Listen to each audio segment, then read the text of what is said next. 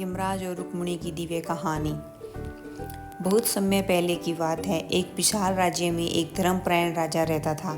वह हर वर्ष कार्तिक मास में स्नान, दान और व्रत आदि बड़े श्रद्धा भाव से करता था। राजा की एक सुंदर और सुशील पुत्री थी जो अपने पिता की तरह धार्मिक स्वभाव की थी। एक दिन राजकुमारी ने अपने पिता से कहा, पिताजी, इस बार मैं कार्तिक मास में तारा भोज का व्रत करना चाहती हूँ। राजा ने प्रसन्न होकर कहा, बेटी, बहुत अच्छा विचार है। ऐसा पुण्य कार्य करने से जीवन धन्य हो जाता है। कार्तिक मास के पूरे महीने राजकुमारी ने स्नान, ध्यान और व्रत उपवास के नियमों का पालन किया। जब महीना समाप्त होने को आया तब उसने पिता से कहा, पिताजी, मैंने तारा भोज का व्रत पूरा किया। अब मैं 9 लाख चांदी के तारों का दान करना चाहती हूँ। राजा ने तुरंत सुनार को बुलाया और आदेश दिया, मेरी बेटी के लिए 9 लाख चांदी के तारे बनाओ, उसे दान करना है।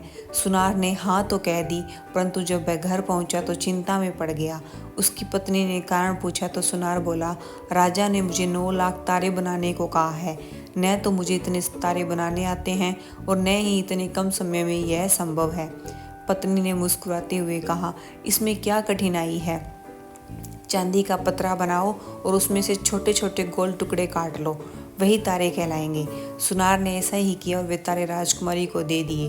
राजकुमारी ने अत्यंत श्रद्धा भाव से 9 लाख चांदी के तारों का दान किया। जैसे ही यह दान संपन्न हुआ, भगवान विष्णु का सिंहासन हिलने लगा। भगवान हरि ने अपने दूतों से कहा, जाओ देखो पृथ्वी पर कौन ऐसा धर्मात्मा है जिसने इतना महान कर्म किया है।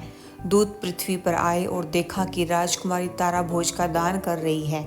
उन्होंने यह सब श्री हरि को बताया। भगवान ने कहा, उसे मेरे विमान पर बिठाकर बैकुंठ लोक में ले आओ। भगवान के दूत स्वर्गीय विमान लेकर राजकुमारी के पास पहुँचे और बोले, राजकुमारी, भगवान हरि ने आपको बैकुंठ बुलाया है। राजकुमारी ने विनम्रता से कहा, मैं अकेले नहीं जाऊंगी। जिन जिन लोगों ने मेरे तारा भोज में मेरी सहायता की है वे सब भी मेरे साथ चले। दूतों ने वैसा ही किया।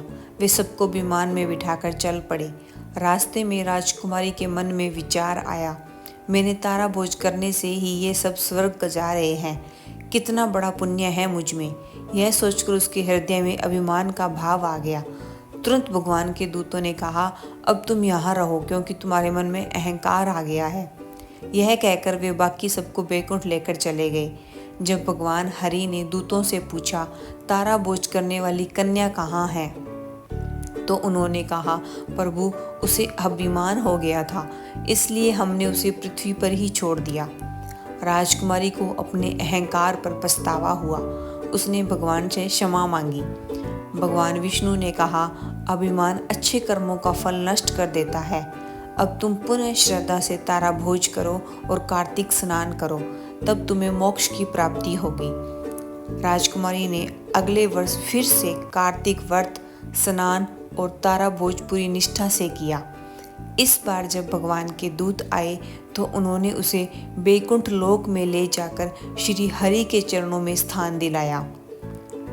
भगवान विष्णु ने कहा, जैसे मैंने इस राजकुमारी को अत्यंत मोक्ष प्रदान किया, वैसे ही जो श्रद्धा से यह कथा कहे, सुने और हुंकार भरे, उस पर मेरी अनंत कृपा बनी रहती है। जय श्री हरि विष्णु।